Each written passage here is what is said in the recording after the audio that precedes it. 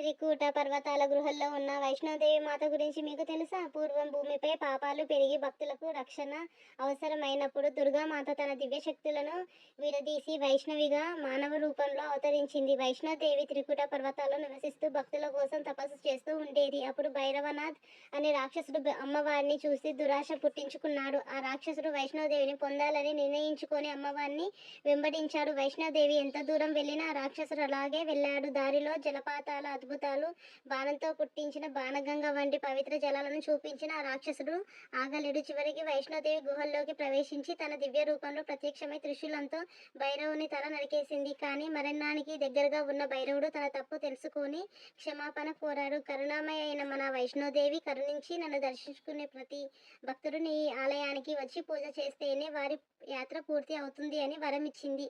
అప్పటి నుండి వైష్ణోదేవి అమ్మవారు గృహల్లో 3 దివ్య పీఠాల రూపంలో భక్తులకు దర్శనమిస్తుంది.